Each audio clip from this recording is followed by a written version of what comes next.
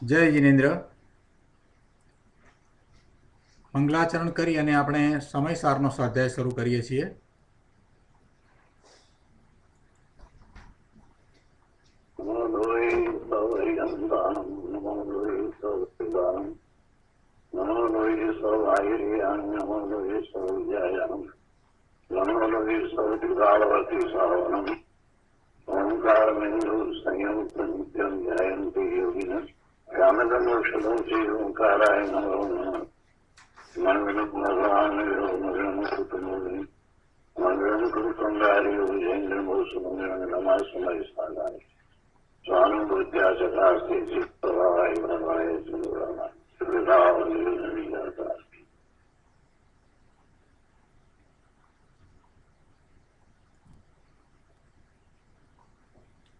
સમયસાર. ભગવાન કુંકુંદાચાર્ય રચિત સમયસાર તથા ભગવાન અમૃતચંદ્રાચાર્ય રચિત આત્મખ્યાતિ ટીકા કળશ સહિત એનો સ્વાધ્યાય ચાલે છે. એમાં આપણે મોક્ષ અધિકાર કરી રહ્યા છીએ. બંધ અધિકાર પછી મોક્ષ અધિકાર શરૂ થયો છે. બંધ અધિકાર અને મોક્ષ અધિકારની સારભૂત વાત આપણને સમજાવે એવું પૂજ્ય ગુરુદેવ કાનજી સ્વામીનું એક વચનામૃત છે. બંધ અધિકારની પણ વાત એમાં આવી જાય અને મોક્ષ અધિકારની પણ વાત એમાં આવી જાય. બંનેનો સાર જેમાં સમાયો છે એવું એક આ વચનામૃત છે. માત્ર 3 લીટીનું આ વચનામૃત છે, પણ અદ્ભુત વચનામૃત છે. એ પહેલાં આપણે લઈએ. પૂજ્ય ગુરુદેવ કાનજી સ્વામીએ એમ કહ્યું છે કે નિમિત્તની અપેક્ષા લેવામાં આવે, નિમિત્તની અપેક્ષા લેવામાં આવે તો બંધ અને મોક્ષ એમ બે પડખા પડે છે. અને તેની અપેક્ષા ન લેતા એકલું નિરપેક્ષ તત્વ જ લક્ષમાં લેવામાં આવે તો સ્વપર્યાય પ્રગટે છે. ગુરુદેવ શ્રીના વચનામૃત આ પુસ્તકમાં આ વચનામૃત 8મા ક્રમે છે. 8મા નંબરનું આ વચનામૃત છે. જેમની પાસે આ પુસ્તક છે અથવા તો કોમ્પ્યુટર છે એ આ વચનામૃત ખોલી શકશે. પૂજ્ય ગુરુદેવ શ્રીના વચનામૃત એમાં વચનામૃત નંબર 8, એમાં બંધ અને મોક્ષની સારભૂત વાત કરવામાં આવી છે. શું કહ્યું કે નિમિત્તની અપેક્ષા લેવામાં આવે તો બંધ અને મોક્ષ એમ બે પડખા પડે છે. બંધ છે તો મોક્ષનો પ્રશ્ન ઉપસ્થિત થાય છે. બંધ નથી તો મોક્ષનો પ્રશ્ન ઉપસ્થિત થતો જ નથી. જેને બંધ છે એને મુક્ત કરવાનો છે. જેને બંધ જ નથી એને મુક્ત કરવાનો પ્રશ્ન જ ક્યાં છે? જે મુક્ત સ્વરૂપ છે એ તો મુક્ત સ્વરૂપ જ છે. એટલે જે બંધાયેલો છે એને છૂટો થવાનો પ્રશ્ન ઉપસ્થિત થાય. બંધ અને મોક્ષ નવતત્વની રીતે વિચાર કરીએ તો એ બંને તત્વ એવા છે કે જીવથી જુદા છે, જીવથી ભિન્ન તત્વ છે. નવતત્વમાં આ બંને તત્વ પણ જીવથી જુદા. જીવમાં બંધ નથી, મોક્ષ પણ નથી. એ બધું પર્યાયમાં રહ્યું. ભગવાન આત્માના સ્વરૂપનો વિચાર કરીએ તો એને એવી બંધની પર્યાય પણ નથી અને એને એવી મોક્ષની પર્યાય પણ નથી. પણ જો બંધની પર્યાય છે તો પછી મોક્ષની પર્યાય પણ હોવી જોઈએ. એ વાત ત્યાં નવતત્વમાં પણ સિદ્ધ થઈ જાય એમ જ છે કે બંને પર્યાય છે. એટલે એ અપેક્ષાથી વિચાર કરીએ તો બંને પર્યાયો એ આત્માનો સ્વભાવ નથી. જીવ તો જીવ તરીકે જ છે. નવતત્વમાં એ વાત આપણે ઘણી વાર કરી છે કે નવતત્વ તરીકે ત્યારે જ રહી શકે કે જ્યારે જીવ તત્વની અંદર બીજું તત્વ ભેળવી દેવામાં ન આવે. એટલે કે આત્મા બંધ સ્વરૂપ પણ નથી અને મોક્ષ સ્વરૂપ પણ નથી એમ સ્વીકારવામાં આવે તો જ નવતત્વ નવ તરીકે રહે. એટલે આત્માના શુદ્ધ સ્વરૂપનો વિચાર કરીએ તો એને બંધ પણ નથી અને મોક્ષ પણ નથી, એ મુક્ત સ્વરૂપે જ છે. અહીંયા તો ગુરુદેવ બીજી વાત સમજાવે છે કે નિમિત્તની અપેક્ષા લેવામાં આવે તો બંધ અને મોક્ષ બે પડખા પડે છે. એટલે કે બંધ થાય છે તો પછી મોક્ષની વાત આવે, નિમિત્તની અપેક્ષા લેવામાં આવે તો. આપણે સવારે ઉઠીએ અને બ્રશ કરીએ તો એમાં બ્રશનું નિમિત્ત, ત્યાર પછીથી આપણે શાવર લઈએ તો એમાં શાવરનું નિમિત્ત, બીજા કપડાં પહેરીએ તો કપડાં નિમિત્ત, પછી પૂજા કરવા જઈએ તો એમાં ભગવાનની પ્રતિમા એ નિમિત્ત, સ્વાધ્યાય કરવા બેસીએ તો શાસ્ત્ર છે તે એમાં નિમિત્ત,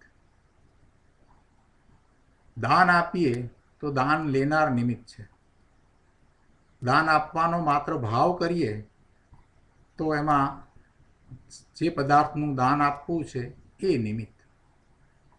તમે વિચાર કરો કે કોઈ એવી વસ્તુ છે કે જેને આપણે નિમિત્ત તરીકે ન લેતા હોઈએ, એવી એક પણ વસ્તુ નથી. એટલે કે નિમિત્ત વિનાનો ભાવ બીજો કોઈ છે? નિમિત્તની અપેક્ષા સાથે જ આપણે ભાવ કરીએ છીએ. વસ્તુ પદાર્થ નથી તો એ વિકલ્પ છે, એ પણ નિમિત્ત બને છે. એટલે નિમિત્તની અપેક્ષા સાથે છીએ એટલા માટે તો બંધ પડે છે. ભક્તિનો ભાવ આવ્યો, પૂજાનો ભાવ આવ્યો તો એમાં તીર્થંકર ભગવાન નિમિત્ત છે. ભલે શુભ ભાવ છે પણ છેવટે છે તો બંધનું કારણ ને. દાનનો ભાવ આવ્યો એમાં પણ એ દાન આપવાનો જે પદાર્થ છે એ નિમિત્ત છે, અથવા તો દાન લેનાર છે તે નિમિત્ત છે. એ ભલે શુભ ભાવ છે પણ એમાં પણ નિમિત્ત રહેલું છે. અને સાથે સાથે નિમિત્તની સાથે બીજી વાત મહત્વની તો એ છે કે એ ભાવ દ્વારા બંધ પડે છે. એટલે નિમિત્તની અપેક્ષાથી જે કંઈ થઈ રહ્યું છે એમાં બંધ પડે, બીજું કાંઈ થાય નહીં. એવું એક પણ છે કે જેમાં નિમિત્તની અપેક્ષા ન હોય? એવું કાંઈ પણ છે? જેટલા કાર્યો આપણે કરવાનો વિચાર કરીએ, વિકલ્પ કરીએ, ત્યાં બધે નિમિત્તની અપેક્ષા જ રહેલી છે. સવારથી રાત સુધીમાં જે કંઈ કરીએ છીએ એમાં જો શાંતિથી વિચાર કરીએ તો આપણે શું કરીએ છીએ? નિમિત્તની અપેક્ષા રહેલી છે. એટલે કે નિમિત્તનું લક્ષ્ય આપણે કરીએ છીએ, આપણને ખ્યાલ પણ નથી ને આપણે નિમિત્તનું લક્ષ્ય કરીએ છીએ. બંધ તત્વમાં આ વાત તો કરવામાં આવી. નિમિત્ત તો શું છે? પરદ્રવ્ય તે નિમિત્ત છે, પર પદાર્થો નિમિત્ત છે. એનું લક્ષ્ય છોડવાની તો વાત કરી, પર પદાર્થોનું લક્ષ્ય છતાં અપ્રતિક્રમણ થાય છે અને એનું લક્ષ્ય છોડી અને સ્વ તરફ વળતા પ્રતિક્રમણ થાય છે. એ બંધ અધિકારની વાત અહીંયા પણ છે કે નિમિત્તની અપેક્ષા જ્યાં સુધી છે ત્યાં સુધી એને આશ્રવ અને બંધ થશે અને થશે જ. જ્યાં સુધી નિમિત્તની અપેક્ષા છે ત્યાં સુધી એમાં શુભ ભાવ કે અશુભ ભાવ રહ્યો છે, એટલે એને આશ્રવ અને બંધ થાય જ છે. એટલે નિમિત્તની અપેક્ષા વિનાનો વિચાર કરીએ કે જ્યાં નિમિત્તની અપેક્ષા ન હોય, કોઈ નિમિત્ત ન હોય. જો નિમિત્ત ન હોય એવો વિચાર કરીએ તો પછી સ્વરૂપમાં જઈએ તો જ નિમિત્ત ન હોય, બીજી તો કોઈ રીત નથી. અરે સ્વરૂપમાં જવાનો વિકલ્પ થાય કે હું નાયક છું, હું ત્રિકાળ શુદ્ધ છું, એવો જે વિકલ્પ છે તો એ વિકલ્પ પણ નિમિત્ત છે. અને એ પણ પુણ્યાનુબંધી પુણ્યનું કારણ છે. કર્તાકર્મ અધિકારમાં આપણે આ વાત સમજ્યા કે વિકલ્પ માત્રને છોડીને સ્વરૂપમાં જવાનું છે. તો પછી વાત શું રહી બાકી? કે એ વિકલ્પ પણ નહીં. હું નાયક છું, હું શુદ્ધ છું, એવો વિકલ્પ પણ નહીં. અને એમ પોતે પોતાના સ્વરૂપને વિશે લીનતા સ્થિરતા કરે તો એમાં કોઈ નિમિત્ત હોતું નથી. એવો સ્વરૂપનો અનુભવ કરે તો એમાં કોઈ નિમિત્તની અપેક્ષા નથી. એટલે અપેક્ષા વિના તો પોતાના સ્વરૂપમાં જવાય, બીજે ક્યાંય જવાય નહીં. બાકી તો બીજે બધે નિમિત્તની અપેક્ષા પડી છે. બહારમાં તો બધે જ નિમિત્તની અપેક્ષા પડી છે.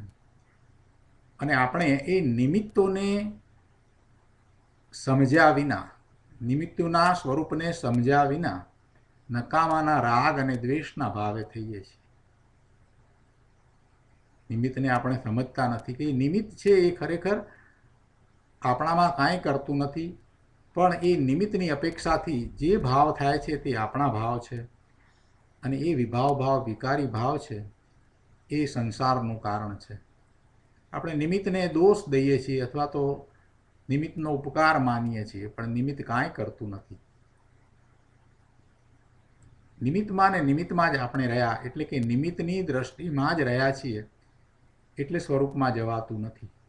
જો નિમિત્તની અપેક્ષા લેવામાં ન આવે તો સ્વરૂપમાં જ જવાય, બીજું કાંઈ થઈ શકે નહીં.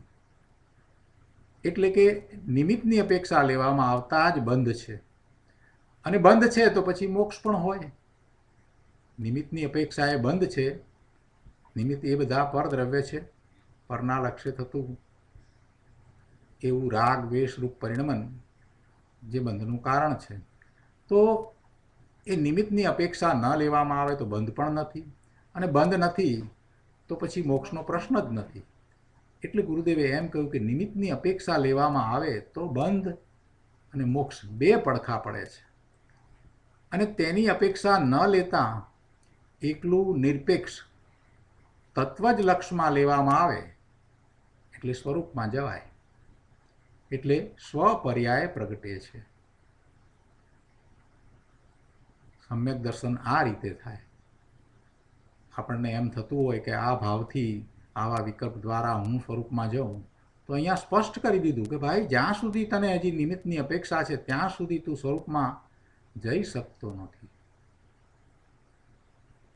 સ્વરૂપનું લક્ષ થાય છે ત્યારે કોઈ નિમિત્તની અપેક્ષા રહેતી નથી, વિકલ્પોની પણ અપેક્ષા નથી. હું નાયક છું, હું શુદ્ધ છું, ત્રિકાળ નાયક છું, હું સિદ્ધ સમાન છું, આમાંનો એક પણ વિકલ્પ પણ રહેતો નથી, એટલે એની પણ અપેક્ષા નથી. સ્વરૂપમાં જવા માટે એવા વિકલ્પની અપેક્ષા નથી. પહેલા એવા વિકલ્પ હોય છે, પણ એ વિકલ્પને કારણે કાંઈ સ્વરૂપમાં જવાય છે એમ નથી. સ્વરૂપનું લક્ષ કરવામાં તો પોતાના જ્ઞાનનો ઉપયોગ ધ્રુવ તરફ ઢળે છે, એટલે જે ધ્રુવ છે એ કાંઈ જ્ઞાનની પર્યાયમાં આવી જાય છે એમ થતું નથી, પણ એનું પરિણમન જે અનેક અસંખ્ય અનંત ગુણોનું પરિણમન એક રૂપ છે. અનંત ગુણોનું પરિણમન એક રૂપે છે, તે અનુભવમાં આવે છે. એટલે અનુભવમાં જે આવે છે એ તો એ પરિણમન અનુભવમાં આવે છે. એ અનંત ગુણોની એક સમયમાં જે અનંત પર્યાય થાય છે તે એક રૂપે અનુભવમાં આવે છે.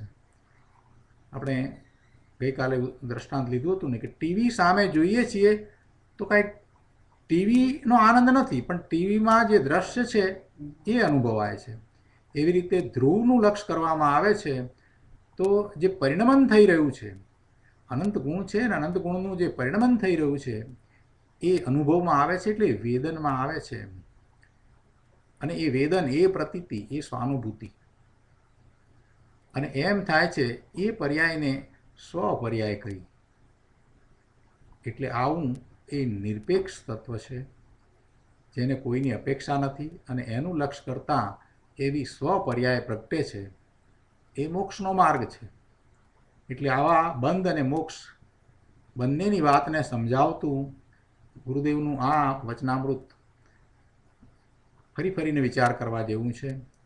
જેને સ્વરૂપમાં જવું છે એને વિચાર કરવો જોઈએ કે હજી મને નિમિત્તની જ અપેક્ષા છે, એનાથી જુદો હું ભગવાન આત્મા છું.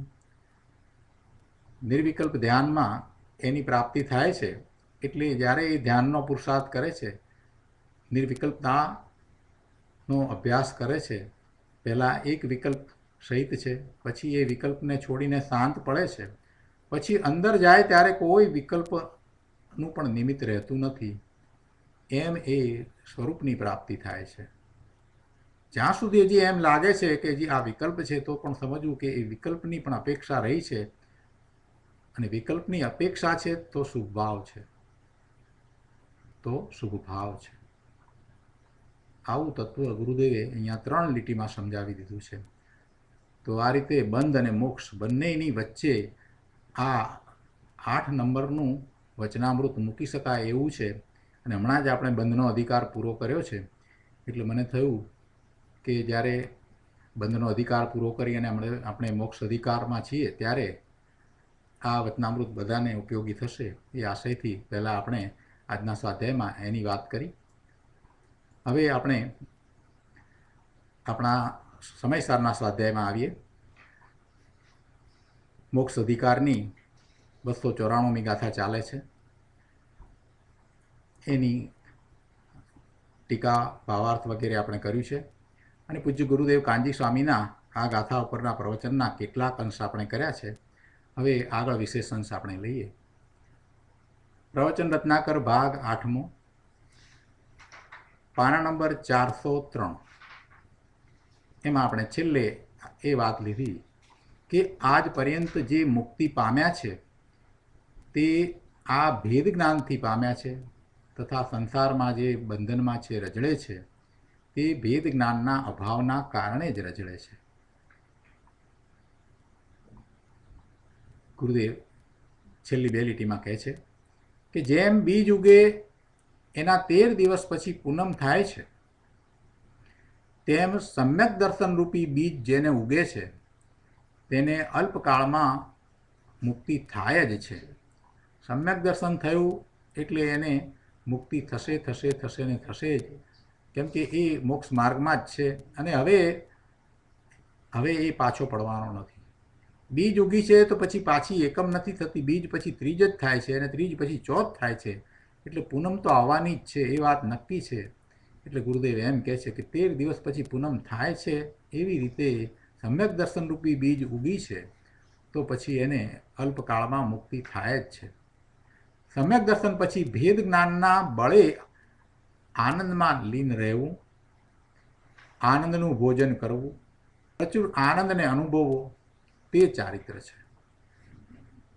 આનંદમાં લીન રહેવું, આનંદનું ભોજન કરવું, એવા પોતાના સ્વરૂપમાં રમણતા કરતા જે આનંદ છે એ આનંદનું ભોજન કરવું, પ્રચુર આનંદને અનુભવવો, આનું નામ જ ચારિત્ર છે. આનંદનું પ્રચુર સ્વસંવેદન એ ચારિત્રની મુદ્રા છે, એ ચારિત્રની મહોર છે. આવા ચારિત્રપૂર્વક જીવની મુક્તિ થાય છે. અહીં કહે છે કે એ સર્વ ભેદ જ્ઞાનનો મહિમા છે, અને એવા ભેદ જ્ઞાન વિના ચારિત્ર તો ક્યાંથી થાય? સમ્યક દર્શન પણ થતું નથી. ભેદ જ્ઞાન વિના ચારિત્ર તો દૂરની વાત રહી, પણ સમ્યક દર્શને નથી થતું, ચોથું ગુણસ્થાને સંભવતું નથી. અને આ ભેદ જ્ઞાનની વાત આ 294મી ગાથામાં કરવામાં આવી છે. હવે અહીંયા પાના નંબર 404 ઉપર ત્રીજા પેરેગ્રાફથી આગળ વાત કરે છે કે આત્માનું સ્વલક્ષણ ચૈતન્ય છે. ભેદ જ્ઞાનની વાત આવી ને, એટલે ભેદ જ્ઞાન કોની વચ્ચે કરવું છે? આત્મા અને બંધ વચ્ચે ભેદ જ્ઞાન કરવું છે. આત્મા અને રાગ વચ્ચે ભેદ જ્ઞાન કરવું છે. તો બંનેના સ્વરૂપ જેમ છે તેમ જાણીને ભેદ જ્ઞાન થશે. ભેદ જ્ઞાન છે એ જ પ્રજ્ઞાક્ષિણી છે. ભેદ જ્ઞાન કરવાવાળી જ્ઞાનની પર્યાય છે. પોતાના વર્તમાન જ્ઞાનની પર્યાય જે ધ્રુવ તરફ ઢળી છે એ જ પ્રજ્ઞાક્ષિણી છે, અને એ દ્વારા જ એને સ્વથી બીજું બધું પર જુદું પડી જાય છે. આત્માથી રાગ જુદો પડી જાય છે. એટલે એવી પ્રજ્ઞાક્ષિણીની વાત કરીએ છીએ તો પછી આત્માનું લક્ષણ અને જેનાથી એને જુદા પડવાનું છે એવું રાગનું બંધનું લક્ષણ આપણે સમજવું જોઈએ. તો હવે અહીંયા કહે છે કે આત્માનું લક્ષણ શું? તો કે આત્માનું સ્વલક્ષણ, પોતાનું લક્ષણ કે જે બીજે ક્યાંય નથી, એ તો ચૈતન્યપણું છે. કારણ કે તે સમસ્ત શેષ દ્રવ્યોથી અસાધારણ છે. ગુરુદેવ એને સમજાવતા કહે છે કે જોયું, ચૈતન્ય આત્માનું અસાધારણ લક્ષણ છે, કેમ કે તે પૂતગલ આદિ સર્વ અન્ય દ્રવ્યોમાં નથી, બીજા 5 દ્રવ્યોમાં એ નથી, એટલે એ અસાધારણ લક્ષણ છે. પોતામાં હોય અને બીજા કોઈમાં ન હોય, પરમાં ન હોય, તે અસાધારણ છે. જીવમાં છે અને બીજામાં નથી, એટલે એ અસાધારણ લક્ષણ છે. એટલે આ રીતે ચૈતન્ય આત્માનું અસાધારણ લક્ષણ છે. હવે કહે છે કે તે ચૈતન્ય પ્રવર્તતું થકું જે પર્યાયને વ્યાપીને પ્રવર્તે છે અને નિવર્તતું થકું જે પર્યાયને ગ્રહણ કરીને નિવર્તે છે, તે સમસ્ત સહવર્તી કે ક્રમવર્તી પર્યાયો આત્મા છે એમ લક્ષિત કરવું, લક્ષણથી ઓળખવું, કારણ કે આત્મા તે જ એક લક્ષણથી લક્ષ્ય છે. આ વાતને ગુરુદેવે બહુ સરસ સમજાવી છે. જુઓ શું કહે છે કે ચૈતન્ય પ્રવર્તતું થકું જે પર્યાયને વ્યાપીને પ્રવર્તે છે તે સમસ્ત સહવર્તી પર્યાયો. સહવર્તી પર્યાયો કહેતા ગુણ, એનો અર્થ થાય છે ગુણ. તે સમસ્ત સહવર્તી પર્યાયો ગુણ એટલે એ આત્મા છે એમ લક્ષણથી ઓળખવું. જો અહીં ગુણને પર્યાય કહ્યું છે, દ્રવ્યમાં એટલો ભેદ પડ્યો ને માટે ગુણને પર્યાય કહ્યું છે. જ્ઞાન ગુણની સાથે જે બીજા અનંત ગુણ સહવર્તી છે, સાથે રહ્યા છે એટલે સહવર્તી છે, એક પછી એક નથી, કંઈ ક્રમમાં નથી, ગુણો બધા એક સાથે છે એટલે સહવર્તી કયા. આત્મા અનંત ગુણોનો પિંડ છે, તો બધા ગુણ એક સાથે રહ્યા છે એટલે ગુણો છે તે સહવર્તી છે. અને દરેક ગુણની અનંત પર્યાય થાય છે, પણ એક સમયમાં એક પર્યાય છે. એક ગુણની એક પર્યાય છે, બીજા ગુણની પણ એક છે, ત્રીજાની એક છે, ચોથાની, પાંચમાની, દરેકની એક લઈએ તો અનંત ગુણની અનંત પર્યાય છે. એક સમયમાં અનંત પર્યાય છે, કેમ કે અનંત ગુણ છે અને દરેક ગુણની એક પર્યાય છે. આવું પરિણમન આત્માનું થાય છે. આવું પરિણમન આત્માનું થાય છે. અને એ પરિણમન અનુભવમાં આવે છે, એ વેદનમાં આવે છે. એવો ભગવાન આત્મા છે. જે ગુણો રહ્યા છે એ ગુણો તો છે, પણ ગુણો કાંઈ વેદનમાં આવતા નથી. ગુણોનું પરિણમન વેદનમાં આવે છે, અને એ પણ કાંઈ એક એક કરીને આવતું નથી. એ તો ભેદ તો આપણે સમજવા માટે પાડ્યા છે. સ્વરૂપ તો આખું એક રૂપે અભેદ છે, અખંડ છે. આત્મા અભેદ અખંડ તત્વ છે, એટલે એનું પરિણમન એક રૂપે થઈ રહ્યું છે, એ એને અનુભવમાં આવે છે. એટલે સમજવા માટે એ અનંત ગુણ છે અને બધા સાથે રહેલા છે એટલે સહવર્તી છે. તેમાં ચૈતન્ય વ્યાપીને પ્રવર્તે છે, માટે તે આત્મા છે એમ જાણવું. અનંત ગુણ છે અને એ ગુણો સહવર્તી છે, એક સાથે રહે છે, અને તેમાં ચૈતન્ય વ્યાપીને પ્રવર્તે છે, માટે તે આત્મા છે એમ જાણવું. વધારે સ્પષ્ટતા હજી આગળ કરી છે. આગળ કહે છે અહીંયા કે વળી તે ચૈતન્ય નિવર્તતું થકું જે પર્યાયને ગ્રહણ કરીને નિવર્તે છે, તે સમસ્ત ક્રમવર્તી પર્યાયો આત્મા છે એમ લક્ષિત કરવું. પહેલાં ગુણો છે એમાં ચૈતન્ય વ્યાપે છે એને આત્મા કહ્યું. અને હવે જે ક્રમમાં પર્યાયો થઈ રહી છે, એ અનંત ગુણની પર્યાયો ક્રમમાં એક પછી એક જે થઈ રહી છે, એમાં આ ચૈતન્ય વ્યાપે છે, તો એ આત્મા છે. ધીરે ધીરે સમજવા જેવું છે. શાંતિથી બહુ સરસ રીતે વાત સમજાવી છે. અમૃતચંદ્રાચાર્ય ભગવાનની શૈલી છે કે વાતને સ્પષ્ટ કરી દે. શું કહે છે કે વળી તે ચૈતન્ય નિવર્તતું થકું જે પર્યાયને ગ્રહણ કરીને નિવર્તે છે તે સમસ્ત ક્રમવર્તી પર્યાયો આત્મા છે એમ લક્ષિત કરો. એટલે એ લક્ષણથી ઓળખવું. શું કહ્યું કે ચૈતન્ય જે નવી નવી પર્યાયને ગ્રહણ કરીને પૂર્વની પર્યાયથી નિવર્તે છે તે સમસ્ત ક્રમવર્તી પર્યાયો આત્મા છે એમ જાણવું. પૂર્વની પર્યાયથી નિવર્તે છે, નવી પર્યાયને ગ્રહણ કરે છે, એ સમસ્ત પર્યાયોમાં ચૈતન્ય પ્રવર્તે છે એ જ આત્મા છે એમ જાણવું. સંક્ષેપમાં જે ગુણ પર્યાયોમાં ચૈતન્ય લક્ષણ વ્યાપે છે તે સમસ્ત ગુણ પર્યાયો આત્મા છે એમ જાણવું. જે ગુણ અને પર્યાયમાં ચૈતન્યપણું પ્રવર્તે છે એ જ આત્મા છે એમ જાણવું. અહીંયા પર્યાયો કઈ લેવાની? નિર્મળ પર્યાયો લેવાની વાત છે. અહીંયા પરના લક્ષ્ય થતી પર્યાયની વાત નથી.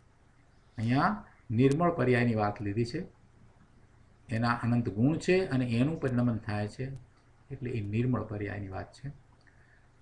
એવા ગુણ અને પર્યાય રૂપે ભગવાન આત્મા છે. આગળ ગુરુદેવ સમજાવે છે 405મા પાના ઉપર કે જુઓ, આમાં ઉત્પાદ, વ્યય અને દ્રવ્યનું સ્વરૂપ બતાવ્યું. ઉત્પાદ, વ્યય, દ્રવ્ય ઉત્તમ સત એમ ઉમા સ્વાતિજી ભગવાનનું સૂત્ર છે ને, તત્વાર્થ સૂત્રમાં એમ આવે છે ને, એનો આમાં ખુલાસો કર્યો. પણ આ સિવાય હું આત્મા છું અને આ જ્ઞાન ગુણ છે એવો ભેદ પાડતા જે વૃત્તિ વિકલ્પ ઉઠે છે એ રાગ છે. અહીંયા હું આત્મા છું અને આ જ્ઞાન ગુણ છે એવો ભેદ પાડતા, અથવા તો હું આત્મા અને એમાં અનંત ગુણ એવો ભેદ પાડવામાં આવે તો એમાં રાગ છે. એટલે એવો ભેદ પાડતા જે વૃત્તિ, જે વિકલ્પ ઉઠે છે એ રાગ છે અને એ બંધની પંક્તિમાં છે. એટલે કે બંધનું કારણ છે. રાગ છે તો બંધનું કારણ છે. અભેદ આત્માનું સ્વરૂપ છે. એવા ગુણ અને પર્યાયમાં એ ચૈતન્યપણું વ્યાપે છે એ જ આત્મા છે. અનુભવમાં તો એ જ આવે છે. જે અનુભવમાં આવે છે એ શું આવે છે? ચૈતન્યપણું આવે છે. ક્યાં ચૈતન્યપણું અનુભવમાં આવે છે? કે એવા સહવર્તી ગુણો અને ક્રમવર્તી પર્યાયોમાં. અહીંયા કહે છે કે જો વિકલ્પમાં રહીએ કે હું આત્મા છું અને આ જ્ઞાન ગુણ છે એવો ભેદ પાડવામાં આવે અને જે વિકલ્પ ઉઠે એ વિકલ્પ તો રાગ છે અને એને તો બંધની પંક્તિમાં મૂકી દીધો. એ તો બંધ છે, બંધનું કારણ છે. એમાં ચૈતન્યનો અંશ નથી. વિકલ્પ છે ને, વિકલ્પમાં ચૈતન્યનો અંશ નથી. વિકલ્પ કોના? વિકલ્પ કોના? મનના. મનને અને આત્માને શું સંબંધ? મન વિનાના પણ જીવો છે ને, એવી પર્યાયો છે ને, અસંગની બધા. આ વિકલ્પો ક્યાં ઉઠે છે? મનમાં ઉઠે છે. એટલે કહે છે કે એ વિકલ્પો ઉઠે છે એ રાગ છે અને એ બંધની પંક્તિમાં છે. એમાં ચૈતન્યનો અંશ નથી, માટે તે ભગવાન આત્માથી ભિન્ન છે. વિકલ્પો ભગવાન આત્માથી ભિન્ન છે. ખૂબ સ્પષ્ટ કર્યું છે. હવે મૂળ વાત ઉપર પાછા ગુરુદેવ આપણને લઈ જાય છે. શું કહે છે કે આત્માનું લક્ષણ ચૈતન્ય છે અને તે ગુણ અને પર્યાય એમ બે રૂપે છે. ચૈતન્ય છે તે ગુણ અને પર્યાય બે રૂપે છે. કેમ કે ચૈતન્યપણું એ ગુણોમાં વ્યાપે છે અને પર્યાયમાં વ્યાપે છે. અહીંયા પર્યાય કઈ લીધી? નિર્મળ પર્યાય લીધી છે. એમ બે રૂપે ચૈતન્યપણું વ્યાપે છે. સમયે સમયે નવી નવી પર્યાય જે ક્રમબદ્ધ ઉત્પન્ન થાય છે તે પર્યાયના ઉત્પાદને ગ્રહણ કરતો અને પૂર્વની પહેલાની પર્યાય છે એને છોડતો, એટલે એનાથી નિવર્તતો અને ગુણોપણે કાયમ રહેતો એવો આત્મ પદાર્થ છે. આ આત્મ પદાર્થ કેવો છે કે સમયે સમયે નવી નવી પર્યાય જે ક્રમબદ્ધ ઉત્પન્ન થાય છે તે પર્યાયના ઉત્પાદને ગ્રહણ કરતો અને પૂર્વની પર્યાયને છોડતો, એટલે નિવર્તતો અને ગુણો પણ એ કાયમ રહેતો, ગુણો તો કાયમ રહ્યા જ છે. ઉત્પાદ અને વ્યય એ કોના છે? પર્યાયના છે. એટલે એવો એ આત્મ પદાર્થ છે. સર્વજ્ઞ પરમેશ્વરે જે દ્રવ્ય ગુણ અને પર્યાય રૂપ આત્મા જોયો એની આ વાત છે. અખંડ એક આત્મા એ દ્રવ્ય ગુણ અને પર્યાય રૂપ છે. સમજવા માટે આપણે દ્રવ્ય ગુણ અને પર્યાય એમ 3 ભાગ પાડીએ, પણ ભગવાન આત્મા અભેદ છે. ભગવાન આત્મા અભેદ છે. દરેક સમયે એની કોઈને કોઈ પર્યાય છે અને એ પર્યાય જ જણાય છે. અનુભવ તો પર્યાયનો જ થાય છે. અનુભવમાં તો એ પર્યાય જ આવે છે. આ વાતને સહેજ પહેલાં સમજી લઈએ, પછી આગળ ચાલીએ. આપણે કોઈ પણ પદાર્થનું જ્ઞાન કરીએ તો એ પદાર્થનું જ્ઞાન આપણે કરીએ છીએ ત્યારે શું દેખાય છે, શું જણાય છે? એની પર્યાય જણાય છે.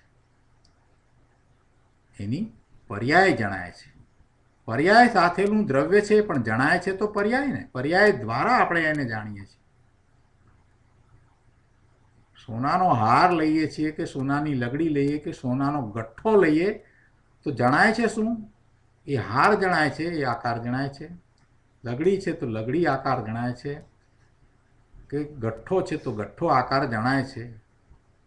એટલે એ એની પર્યાય છે, પર્યાય જણાય છે. અને પર્યાય દ્વારા આપણને એ સોનાની જ પર્યાય છે. એ 3ની અંદર પર્યાય સોનાની જ છે, એટલે દ્રવ્ય છે એ ખ્યાલમાં આવે છે.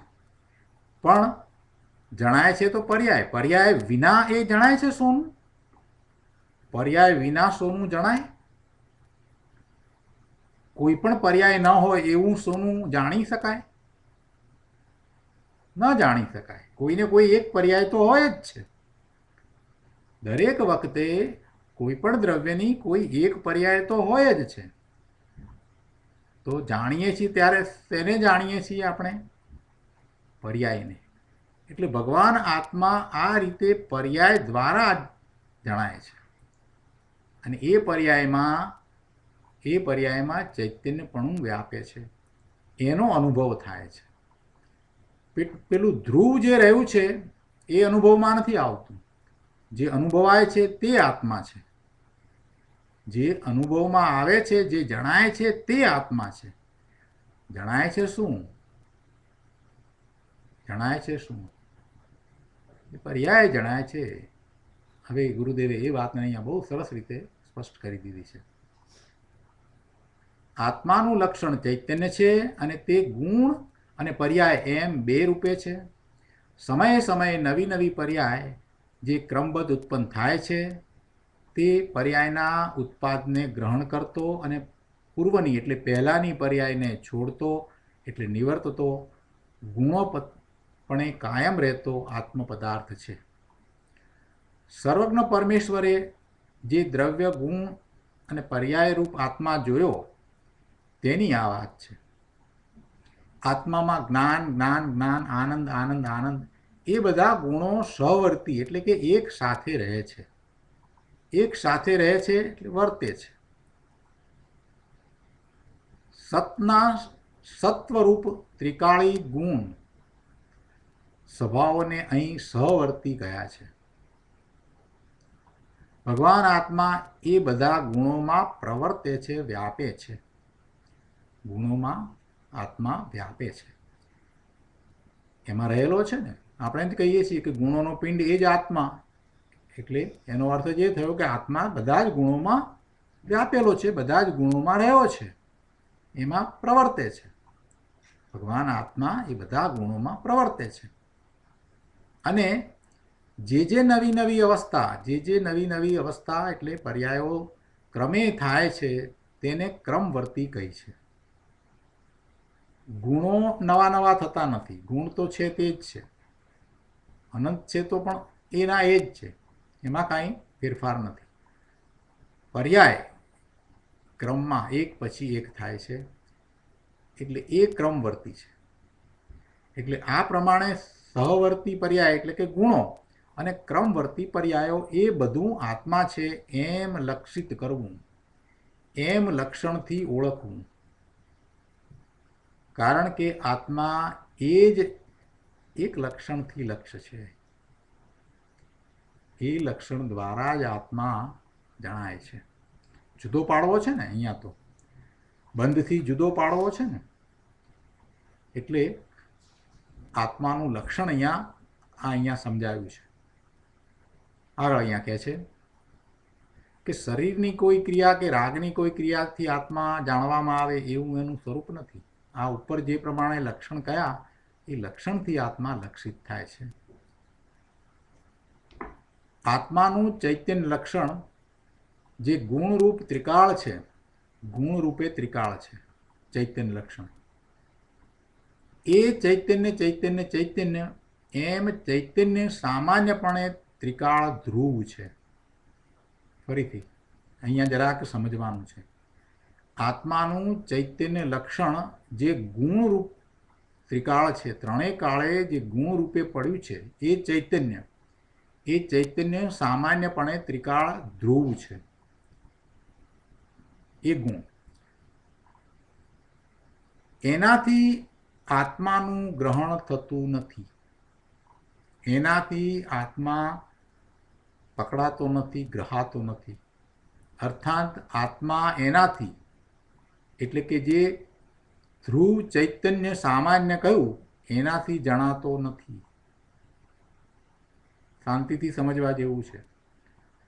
શું કહ્યું કે આત્માનું ચૈતન્ય લક્ષણ જે ગુણરૂપ ત્રિકાળ છે, ત્રિકાળ જે ગુણરૂપ છે, એ તો ચૈતન્ય એમ ચૈતન્ય સામાન્યપણે ત્રિકાળ ધ્રુવ છે. એ તો ત્રિકાળ ધ્રુવ છે, એ સામાન્યપણે ત્રિકાળ ધ્રુવ છે એમ કહ્યું. એ ધ્રુવ છે. એનાથી આત્માનું ગ્રહણ થતું નથી. તો પછી કેવી રીતે આત્મા ગ્રહાય છે? આત્મા કેવી રીતે જણાય છે? પ્રશ્ન થાય ને. આ ધ્રુવ છે, એનાથી આત્માનું ગ્રહણ થતું નથી, અને છતાંય એ ધ્રુવની દ્રષ્ટિ કરતાં, ધ્રુવનું લક્ષ કરતાં જ આત્મા અનુભવમાં આવે છે. એટલે વાતને બરાબર સ્પષ્ટ કરવાની જરૂર છે. ગુરુદેવે બહુ સ્પષ્ટ કર્યું છે. કહે છે કે એનાથી આત્માનું ગ્રહણ થતું નથી. અર્થાત આત્મા એનાથી એટલે ધ્રુવ ચૈતન્ય સામાન્ય જણાતો નથી. પરંતુ એની નવી નવી જે પર્યાય ઉત્પન્ન થાય છે તેમાં પ્રવર્તતો અને પૂર્વ પર્યાયથી નિવર્તતો આત્મા તે નિર્મળ પર્યાયમાં જાણવામાં આવે છે. કેવી રીતે જણાય છે? કે જે અનંત ગુણ છે એમાં ચૈતન્યપણું વ્યાપે છે, એ વાત બરાબર છે, એ તો આપણે સમજ્યા. પણ જે ધ્રુવ ત્રિકાળ ગુણ રહ્યા છે, જે ચૈતન્ય સામાન્યમાં જે ધ્રુવપણું છે, જે બદલાતું નથી, એનાથી એ જણાતો નથી. જાણવામાં શું આવે છે? અનુભવમાં શું આવે છે? તો કે એ અનંત ગુણોનું પરિણમન છે. એક પછી એક પર્યાય ઉત્પન્ન થાય છે એવું એ પરિણમન. નવી નવી જે પર્યાય ઉત્પન્ન થાય છે એમાં જે ચૈતન્યપણું વ્યાપી રહ્યું છે એ દ્વારા એ જાણવામાં આવે છે, અનુભવવામાં આવે છે. કેમ કે આત્મા તો અનુભવમાં આવે છે. આત્મા તો અતિન્દ્રિયપણે અનુભવમાં આવે છે. તો અનુભવાય કેવી રીતે? જ્ઞાનની પર્યાય એને અનુભવે છે.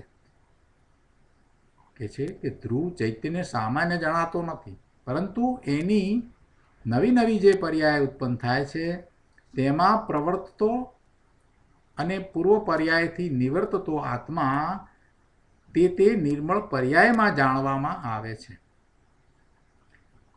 પૂર્વની પર્યાયથી નિવર્તતો આત્મા એટલે પેલી પર્યાય તો ગઈ, પણ આ નવી પર્યાય જે થઈ એ જ સમયે એમાં આત્મા જ જણાય છે. આ પર્યાય ગઈ એટલે ફરી પાછી નવી જે ઉત્પન્ન થઈ એમાં પણ આત્મા જ જણાય છે. એમ એક પછી એક પર્યાય લીધા જાઓ તમે.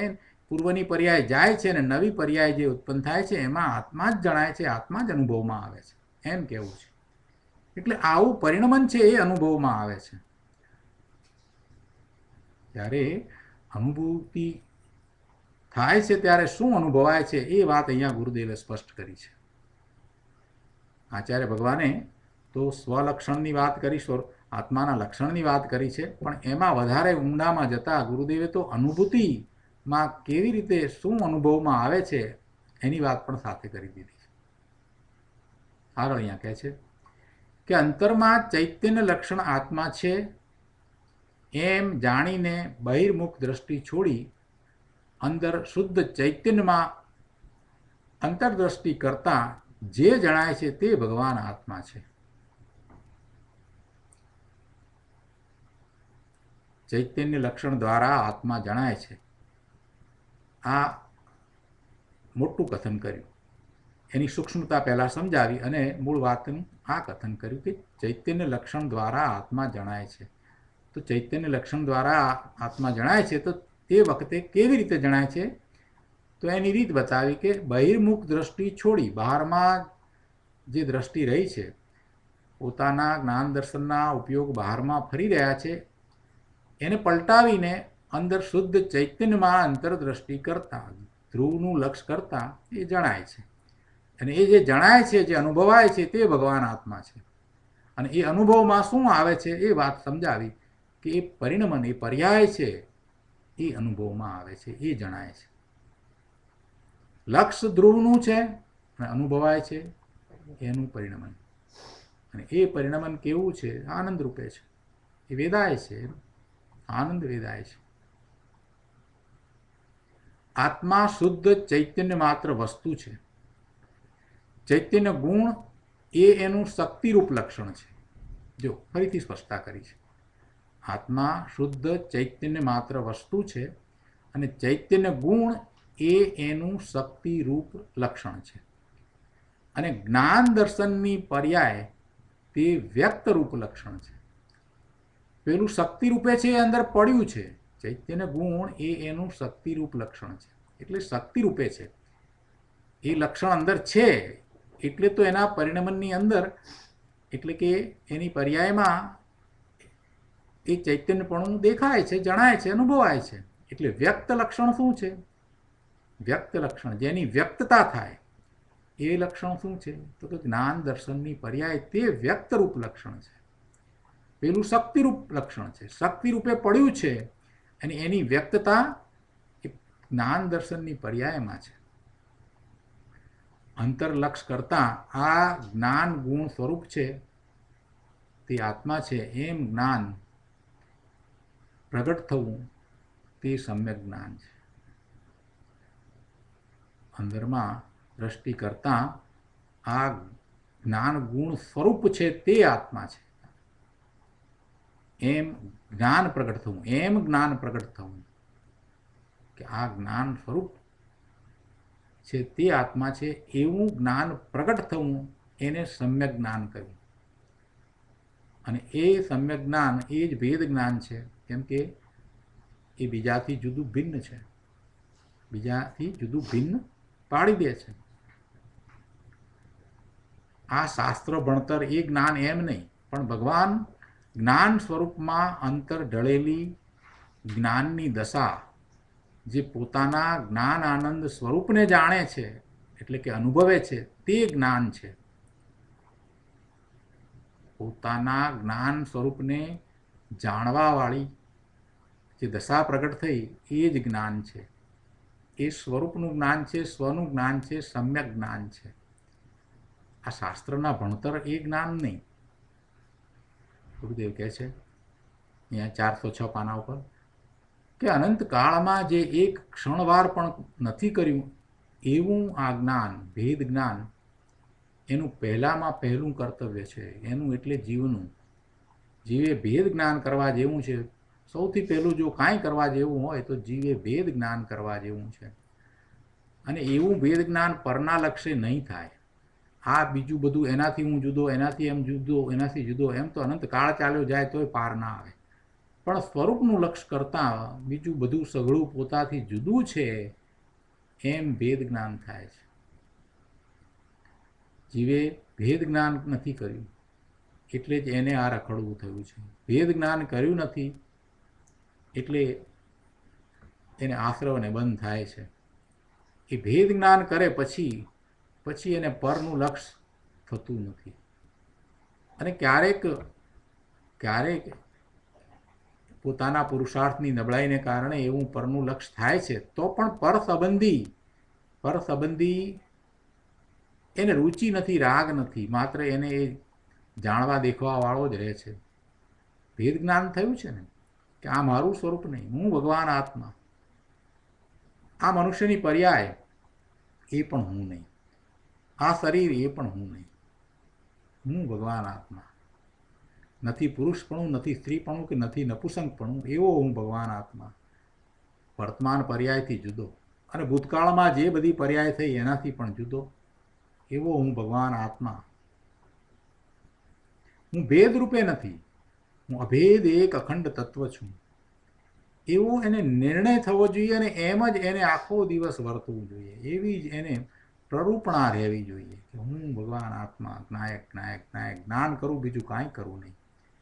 જ્યારે જ્યારે જે કાંઈ વિકલ્પ આવે ત્યારે વિચારવું કે આ વિકલ્પ પર નિમિત્તે થઈ રહ્યા છે, અને એ મારું સ્વરૂપ નથી, એ અપ્રતિક્રમણ છે.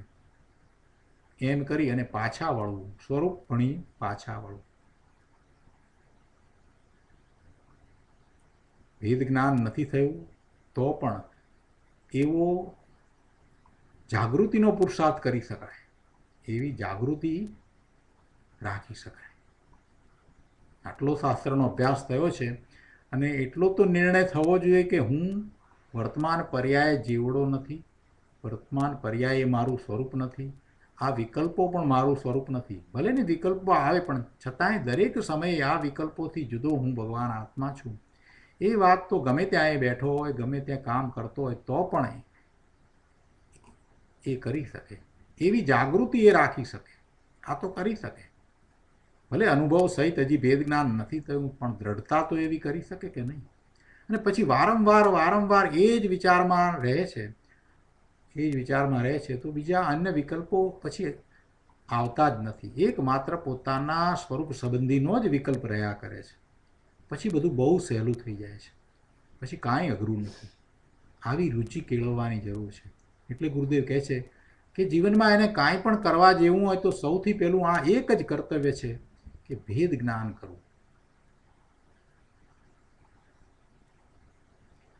આગળ અહીંયા 406 પાના ઉપર કહે છે કે આ સમયસાર તો અશરીરી એટલે સિદ્ધ બનવા માટેનું અમોઘ પરમ આગમ શાસ્ત્ર છે. અમોઘ, જે ક્યારેય નિષ્ફળ ન જાય તેવું.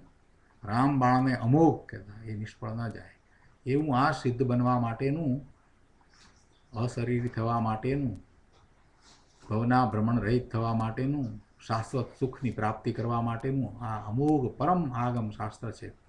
કેમ કે એનાથી એટલે શાસ્ત્રથી લક્ષ છોડાવી અંતર લક્ષ સ્વરૂપનું લક્ષ કરાવે છે.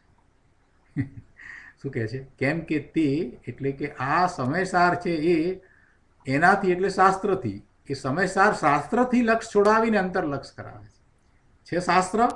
પણ એ શાસ્ત્ર કેવું છે કે શાસ્ત્રનું લક્ષ છોડાવી અને અંતર લક્ષ કરાવે છે, સ્વરૂપનું લક્ષ કરાવે છે. શાસ્ત્રોમાં એવી વાત આવે છે કે તું અમારું પણ લક્ષ છોડી દે, સ્વરૂપમાં જા. જિનેશ્વર ભગવાનની વાણીમાં એમ જ આવે છે કે હે જીવ, તું અમારું લક્ષ છોડીને તું તારા સ્વરૂપમાં જા, એનું લક્ષ કર. અહીંયા શાસ્ત્ર પણ એમ જ કહે છે, આ પરમ આગમ સમયસાર પણ એમ જ કહે છે કે તું શાસ્ત્રનું લક્ષ છોડી અને સ્વરૂપનું લક્ષ કર. અને એવું અંતરલક્ષના અભ્યાસ વિના પછી બહારના વ્રત તપ ભક્તિનો અભ્યાસ ગમે તેટલો કરે પણ એ તો જિંદગી બરબાદ કરવા જેવું છે. એ 4 ગતિની રખડપટ્ટી માટે છે.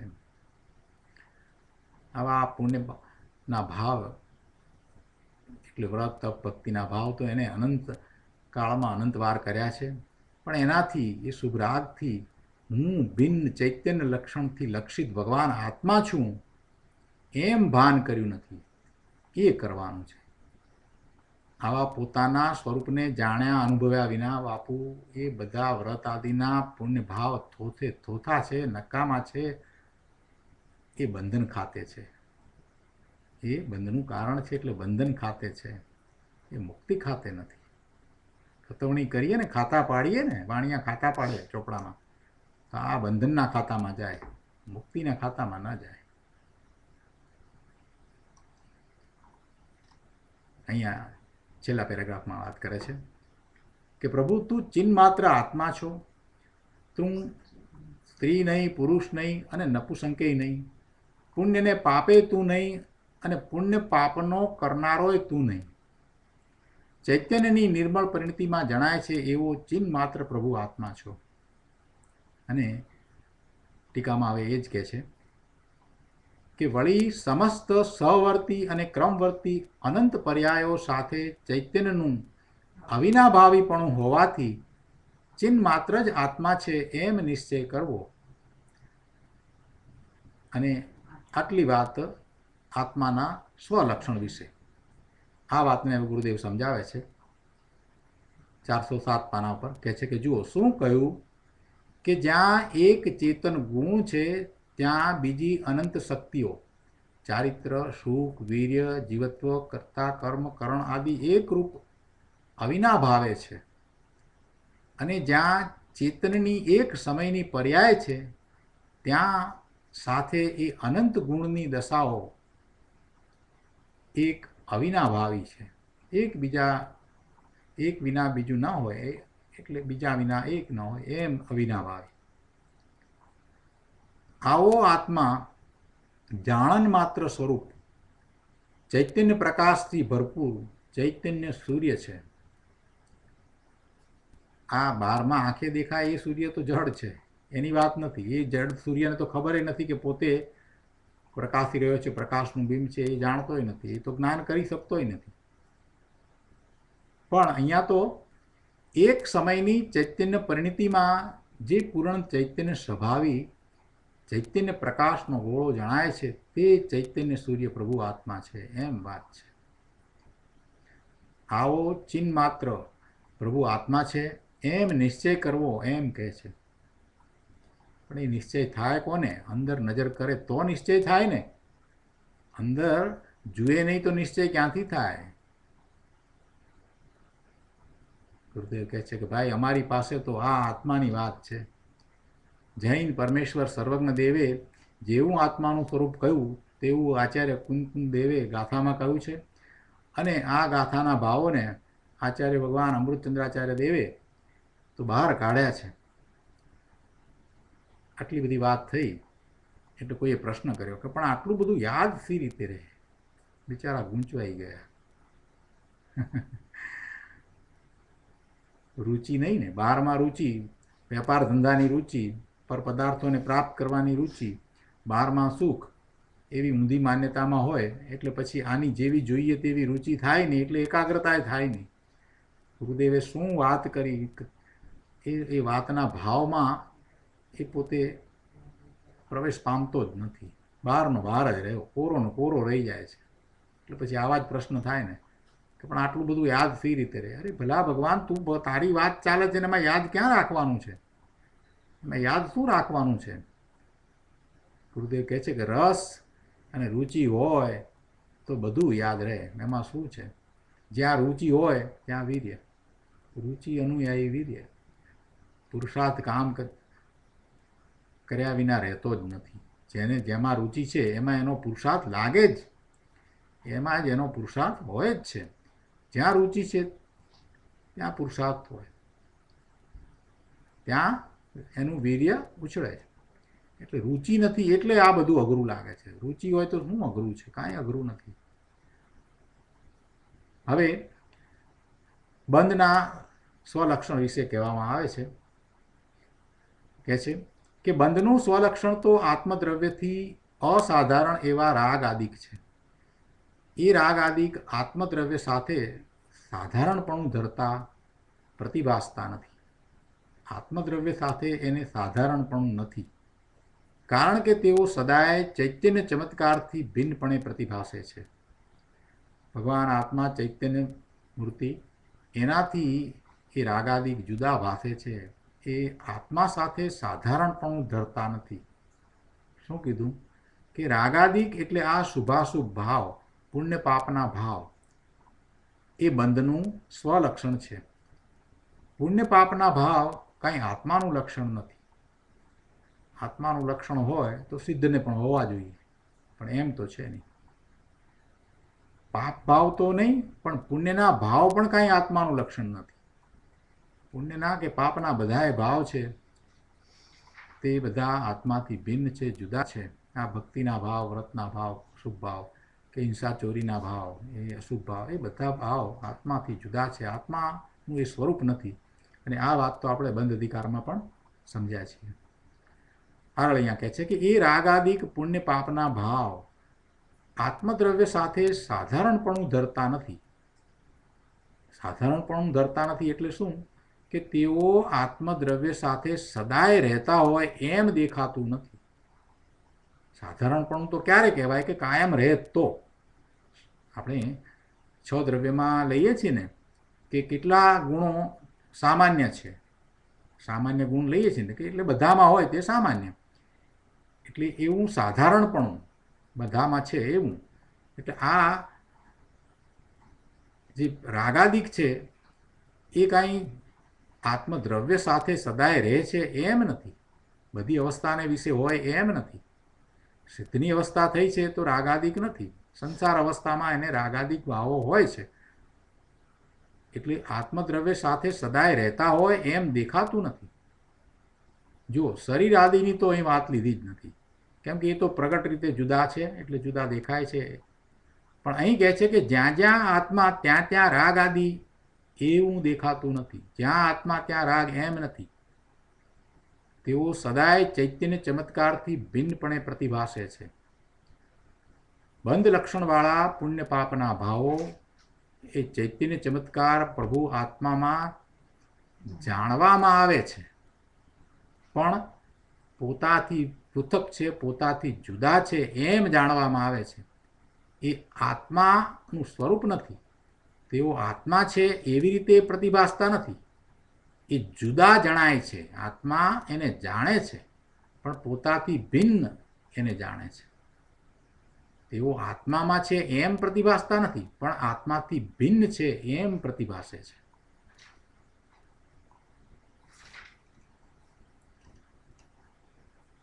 વળી જેટલું ચૈતન્ય આત્માના સમસ્ત પર્યાયોમાં વ્યાપતું પ્રતિભાસે છે તેટલા જ રાગાદિક પ્રતિભાસતા નથી.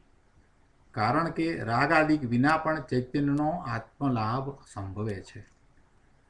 ગુરુદેવ આ વાતને સમજાવતા અહીંયા કહે છે કે આ જાણવું, જાણન ગુણ અને એની અવસ્થા આત્માની સાથે જેમ સદાય રહેતી દેખાય છે. જ્ઞાન ગુણ અને એની અવસ્થા એ આત્માની સાથે હંમેશા હોય ને.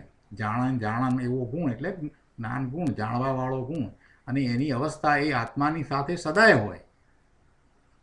તેવી રીતે આ પુણ્ય પાપના ભાવો આત્માની સાથે સદા રહેતા દેખાતા નથી. કારણ કે રાગાદિક વિના પણ ચૈતન્યનો આત્મલાભ સંભવે છે. જેમ શરીર આદિ વિના આત્મલાભ સંભવે છે તેવી જ રીતે શરીર વિના આત્મા હોય કે ન હોય? શરીર વિના આત્મા હોય કે ન હોય? હોય. સિદ્ધનો આત્મા છે એને ક્યાં શરીર છે? સિદ્ધના આત્માને શરીર નથી. અનંત સિદ્ધો છે, શરીર વિનાના અનંત સિદ્ધો છે. ત્યાં સિદ્ધ શિલા ઉપર બિરાજમાન પોતાના સ્વરૂપમાં આનંદમાં છે, શાશ્વત આનંદમાં છે. એટલે શરીર આદિ વિના આત્મા સંભવે છે, તો એવી જ રીતે રાગ આદિ વિના આત્મા સંભવે છે. સિદ્ધ ભગવાનને રાગ આદિ નથી હોતા. કેવળી ભગવાનને, તીર્થંકર ભગવાનને, અરિયંત ભગવાનને રાગ આદિ હોતા નથી. એટલે ભગવાન આત્મામાં રાગ આદિ નથી. તેથી રાગથી ભિન્ન પડી જ્યાં અંતરમાં આત્મ અનુભવ કરે છે તો અંદર રાગ રહિત આત્માનો લાભ થાય છે. રાગથી ભિન્ન પડી અંતરમાં આત્માનો અનુભવ કરે છે તો અંદરમાં પોતાના આત્માનો લાભ થાય છે, પોતાના આત્માનો અનુભવ થાય છે, આનંદનો અનુભવ થાય છે. રાગ વિનાનો આત્મા. વળી જ્યાં રાગ આદિક હોતા નથી ત્યાં પણ ચૈતન્ય તો હોય છે. જેમ કે સિદ્ધ ભગવાનમાં રાગ નથી છતાં ચૈતન્ય હોય છે. જો રાગાદી અર્થાત પુણ્ય પાપના ભાવ આત્મા હોય તો જ્યાં જ્યાં ચૈતન્ય હોય ત્યાં રાગાદી હોવા જોઈએ, પણ એમ તો છે નહીં. સિદ્ધ દશામાં જ્ઞાન દર્શન હોય છે, પણ રાગાદી સર્વથા હોતા નથી, બિલકુલ હોતા નથી. માટે રાગાદી અર્થાંત બંધ આત્માથી ભિન્ન છે, આત્માની ચીજ નથી. તો આ રીતે આજે આપણે સ્વાધ્યાય અહીંયા સુધી રાખીએ છીએ.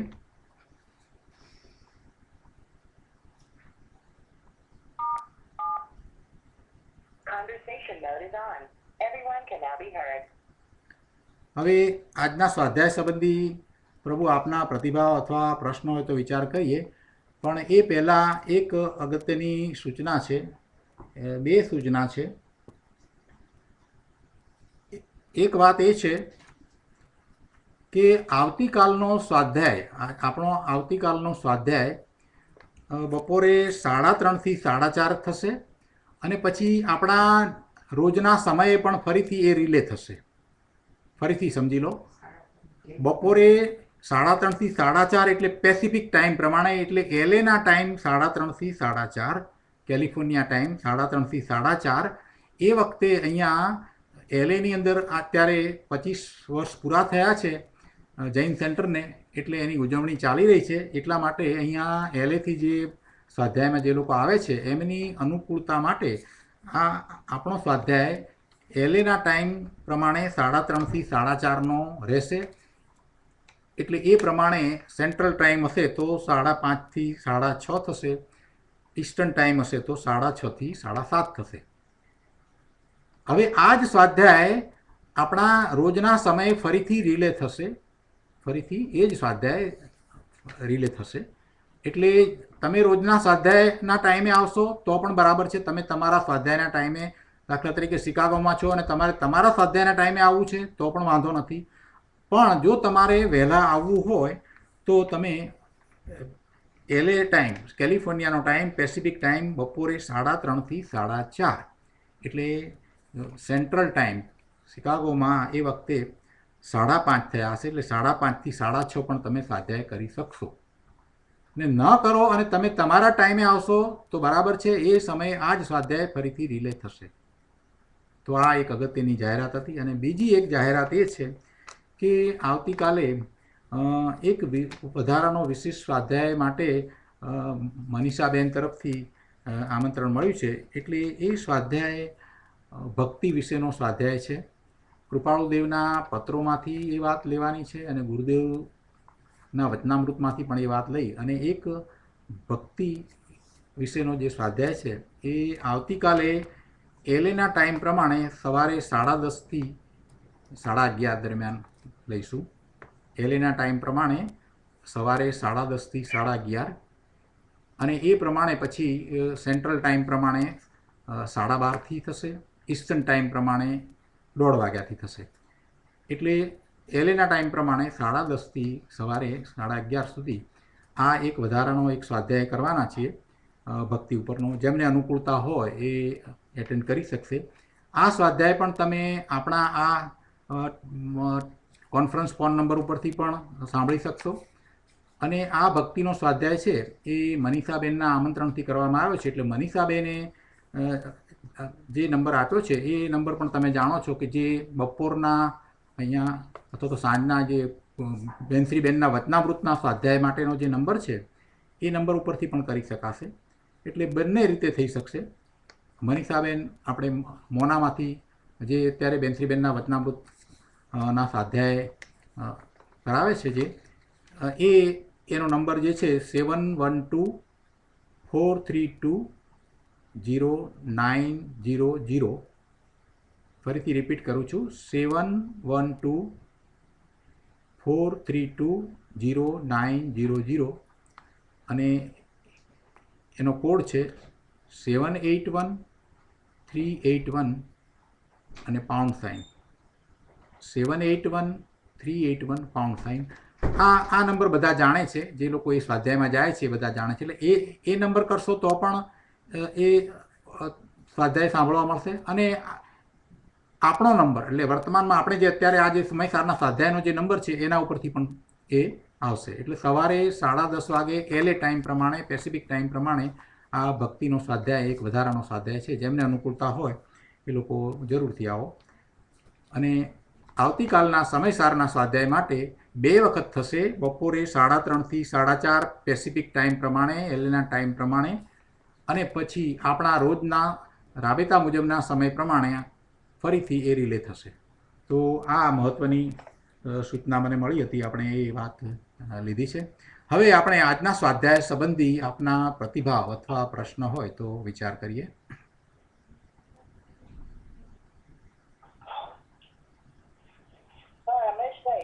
હાજી.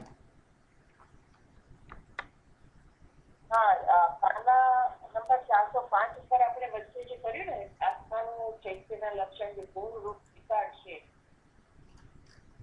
405 બરાબર. એક મિનિટ. એ તો ચૈતન્ય, હા હા, એટલે ચૈતન્ય ચૈતન્ય ચૈતન્ય, હા, 405 પાના ઉપર કયા ત્રીજા પેરેગ્રાફની વાત કરો છો? ચોથા પેરેગ્રાફમાં. હા બરાબર. આત્માનું ચૈતન્ય લક્ષણ, હા બરાબર છે. જે ગુણ રૂપ ત્રિકાળ છે એ તો ચૈતન્ય ચૈતન્ય ચૈતન્ય, બરાબર. એના વિશે આપ વાત કરો છો, બરાબર. બોલો સુશીલાબેન. એટલે આ જે ગુણરૂપ ત્રિકાળ છે એના માટે એમણે ચૈતન્ય ચૈતન્ય ચૈતન્ય શબ્દો વાપર્યો એવું લાગે છે, રાઈટ? બરાબર છે, બરાબર. પાસ્ટ પ્રેઝન્ટ ફ્યુચર એના માટે. અને પછી એમાંથી એમ કે આત્માનું એમાંથી ગ્રહણ થતું નથી, પણ આત્મા એનાથી ધ્રુવ ચૈતન્ય સામાન્ય પ્રમાણે જણાતો નથી. એટલે એમાં એમણે ધ્રુવ સામાન્ય જે ગણ્યો એ જે ત્રિકાળ રૂપે પડી છે ધ્રુવ સામાન્ય થઈ ગયો. પરંતુ એની જે નવી નવી જે પર્યાય ઉત્પન્ન થાય છે, એટલે આપણે જે ઉત્પાદ વ્યય ઉત્પાદ વ્યય અને ધ્રુવ એ જે વાપરીએ છીએ એના સંબંધી જ આ થાય છે. એટલે બરાબર છે. એટલે ધ્રુવ છે, ધ્રુવ જણાતો નથી, ધ્રુવનો અનુભવ નથી થતો. અનુભવમાં જે આવે છે એ એનું પરિણમન, એક પછી એક પર્યાય જે થાય છે એ અનુભવાય છે. અનુભવમાં તો એનું પરિણમન આવે છે. હા, ઉત્પાદ વય એ આપણે સમજાવ્યા. કેમ કે ઉત્પાદ વય ન સમજીએ તો આપણને એક પછી એક પર્યાય થાય છે એ ખ્યાલ ના આવે. એટલે ઉત્પાદ વ્યય સમજાવ્યા કે એક જ સમયમાં એક પૂર્વની પર્યાય જે છે એ એનો વ્યય થવો અને નવી પર્યાયનો ઉત્પાદ થવો. પણ એ દરેક પર્યાયની અંદર ચૈતન્યપણું વ્યાપે છે, એ વાત મહત્ત્વની રહી. અને આપણને જે અનુભવાય છે એ પર્યાય અનુભવાય છે, એ પરિણમન અનુભવાય છે. ધ્રુવ અનુભવાતો નથી, ધ્રુવ અનુભવમાં નથી આવતો, પણ એનું પરિણમન અનુભવમાં આવે છે. જેમ કે સાકર જે છે, તો સાકરને આપણે અનુભવવાનો વિચાર હોય તો શું અનુભવીએ? એનો સ્વાદ અનુભવાય, બરાબર છે. સાકરમાંથી આવતો સ્વાદ છે એ અનુભવમાં આવે. જો ટીવીની સામે આપણે લક્ષ કરીએ તો આપણને આનંદ શેનો આવે છે? એમાં દ્રશ્યો બદલાય છે એનો આનંદ આવે છે. એવી રીતે ધ્રુવ છે એનું લક્ષ કરીએ તો જે અનુભવાય છે એ એનું પરિણમન, એટલે એ પર્યાય, એક પછી એક પર્યાય દરેક સમયે જે થાય છે એ નિર્મળ પરિણમન જે છે એ અનુભવમાં આવે છે. એટલે એમ કહ્યું છે કે પરંતુ એની નવી નવી જે પર્યાય ઉત્પન્ન થાય છે તેમાં પ્રવર્તતો અને પૂર્વ પર્યાયથી નિવર્તતો આત્મા તે નિર્મળ પર્યાયમાં જાણવામાં આવે છે, એટલે કે અનુભવાય છે. અનુભવ પર્યાયનો છે.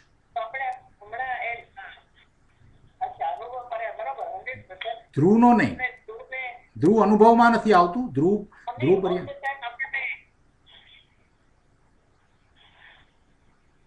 બોલો બોલો. હા, તમે કઈ કહેતા હતા?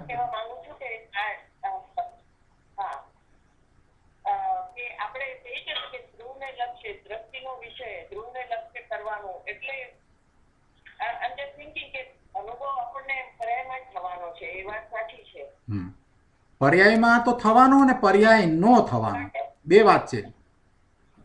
પ્રભુ બે વાતને સાથે સમજવાની છે. અનુભવ કરનારી પણ પર્યાય છે, જે વર્તમાન જ્ઞાનની પર્યાય એ જ અનુભવ કરશે. અને જેને અનુભવશે એ પરિણમનને અનુભવશે. એટલે પર્યાયને અનુભવે છે, ધ્રુવને નથી અનુભવતી. અનુભવ કરનારી પણ પર્યાય છે અને જેનો અનુભવ થાય છે એ પણ પર્યાય છે.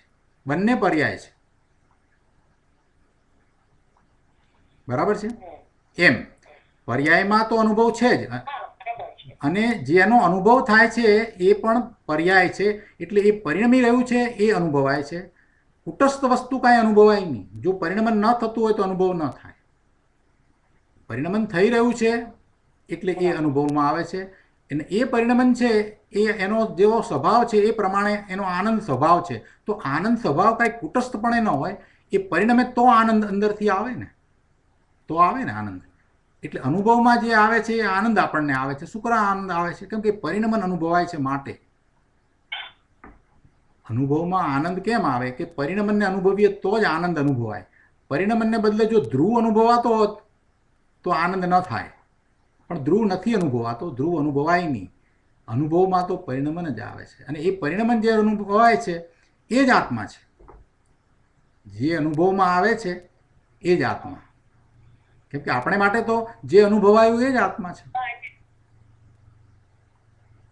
અનુભવાય છે એ જ આત્મા છે. અનુભવી છે એ આત્મા છે. હા, એ બરોબર છે. પણ અત્યારે જે આનંદ આપણે કહીએ છીએ એટલે જેમ સોનાનું આપણે દાગીના, તમે હમણાં જ કીધેલું એનું સોનું પ્રમાણે જ રહ્યું છે, એને અનુભવ નથી થતો. પણ અનુભવ તો આપણે પરાયનું જ કરીએ છીએ. બરાબર બરાબર છે. છેવટે તો આપણે તો જે જોઈએ છે, ગઠ્ઠો જોઈએ કે કંઈ પણ જોઈએ તો દેખાય છે, તો ભલે ગઠ્ઠો દેખાય, વિચિત્ર આકાર દેખાય, હાર દેખાય, પણ દેખાય છે જે એ તો એ પર્યાય છે. એવી રીતે આત્માનું જે પરિણમન છે એ આપણને અનુભવમાં આવે છે. એટલે એ જે પર્યાય દેખાય છે એ છે તો એની ને, સોનાની જ પર્યાય તો છે ને. એવી રીતે આ ધ્રુવ છે એની જ આ તો પર્યાય તો એની જ છે. પર્યાય સ્વતંત્ર રીતે ઉત્પન્ન થાય પણ છે કોની? આત્માની તો પર્યાય છે. અને આ આત્માની પર્યાય એ પરિણમન એ જ અનુભવમાં આવે છે. એ એનાથી જુદું નથી. એ એનાથી જુદું નથી. જુદું નથી. આપણે સમુદ્ર જોઈએ તો આપણને શું દેખાય? સપાટી દેખાય. દેખાય છે તો સપાટી દેખાય. એટલે એ સપાટી છે એ પર્યાય છે એમ કહેવાય. તો એની સાથે સરખાવીએ તો આપણે જાણીએ છીએ કે આ સપાટી દેખાય છે પણ અંદર દળ આટલું ભર્યું છે એ આપણે જાણીએ છીએ. પણ દેખાય છે તો સપાટી. એવી રીતે એ આત્મદ્રવ્ય એની પર્યાય નિર્મળ પરિણમતી છે, નિર્મળ પરિણમન છે એ અનુભવમાં આવે છે. છે તો આત્માનું ને, એ છે તો આત્માનું. એટલે જે દેખાય છે, અનુભવમાં આવે છે એ જ આત્મા છે. એ જ આત્મા છે. એ પર્યાય ખરેખર એનાથી જુદી નથી. એ પર્યાય એટલે એ એક દશા છે. એ આત્માની એ દશા, પરિણમન જે નિર્મળ દશા, એ કંઈ આત્માથી જુદી છે? જુદી તો નથી જ. પેલું સોનાની જે પર્યાય આપણે ગઠ્ઠા તરીકે કહી કે લગડી તરીકે કે હાર તરીકે કે, એ પર્યાય સોનાથી જુદી તો નથી. સોનાથી જુદી તો છે જ નહીં ને. અને એ પર્યાય સોના રૂપે જ છે ને. એમાં સોનું જ વ્યાપે છે ને. એ પર્યાયમાં સોનું જ વ્યાપે છે ને. એવી રીતે આ પર્યાયની અંદર ભગવાન આત્મા ચૈતન્ય એ જ વ્યાપી રહ્યો છે અને એ પર્યાયનો અનુભવ થાય છે. એટલે અનુભવ કરનારી પર્યાય છે અને અનુભવાય છે એ પણ પર્યાય છે. અનુભવ કરનારી પણ જ્ઞાનની પર્યાય છે. હા, બંને પર્યાય. પણ પછી અનુભવના કાળે તો બે પણ રહેતું નથી, દ્વૈત રહેતો નથી. પણ બંને પર્યાય છે. બરાબર, બંને પર્યાય છે. પછી કંઈ દ્વૈત રહેતો નથી. જ્યારે અનુભવનો કાળ છે એ સમય એવો કોઈ દ્વૈત નથી. એટલે ગુરુદેવ અહીંયા બહુ સ્પષ્ટ એ રીતે કરી દઉં કે એ નિર્મળ પર્યાય જાણવામાં આવે છે. અને એ નિર્મળ પર્યાય છે કોની? આત્માની ને. એ પર્યાય છે તો આત્માની ને. બરાબર બરાબર. એટલે એ આત્મા જ જણાય છે એમ. આત્મા જ જણાય છે. એ દ્વારા આત્મા જ જણાય. બરાબર છે.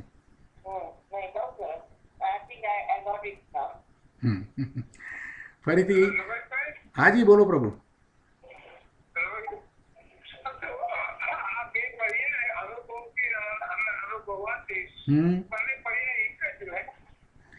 એ એક જ દ્રવ્યની છે. એ એક જ દ્રવ્યની છે. એ અનુભવનારી પર્યાય એ પણ આ જ જીવ દ્રવ્યની છે. અને જે અનુભવાય છે એ પણ આ જ જીવ દ્રવ્ય છે. પોતે જ પોતાને અનુભવે છે. એટલે દ્વૈત રહેતો નથી. જો વર્તમાન જે જ્ઞાન સ્વભાવ છે તો એ જ્ઞાન સ્વભાવ જે છે એ પર્યાય, એને પર્યાય તરીકે લેવાની. અને જે અંદર પરિણમન ચાલી રહ્યું છે, અંદર પરિણમન જે ચાલી રહ્યું છે એને આપણે પર્યાય તરીકે તો સમજ્યા, પણ એ તો પરિણમન તો ત્રિકાળ ચાલે જ છે, એને કારણ પર્યાય કહીએ. એટલે અનુભવમાં જે આવે છે, એ આત્મા એવી રીતે પર્યાય દ્વારા, એટલે પરિણમન દ્વારા આપણને અનુભવાય છે. પણ વર્તમાન જ્ઞાનની પર્યાય જે પરનું લક્ષ કરતી હતી અને પરને જાણતી હતી, એના સ્થાને હવે એ સ્વને જાણે છે. તો સ્વને કઈ રીતે જાણે છે? તો આ રીતે સ્વને જાણે છે. પોતે પોતાને જાણે છે. બરાબર, મૂળ તો પોતે પોતાને જાણે છે. આ સ્પષ્ટ કર્યું. પણ એ જ્યારે જાણે છે, એ પોતે પોતાનો અનુભવ કરે છે, ત્યારે કોઈ દ્વૈત રહેતો નથી, બેપણું રહેતું નથી કે આ હું જાણું છું ને મને જાણું છું, એવું કાંઈ હોતું નથી. આ તો સ્પષ્ટ કર્યું છે.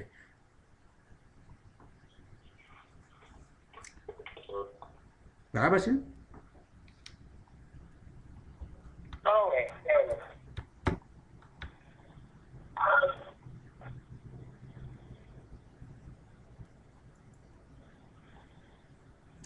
તો આપણે સુખધામ બોલીએ.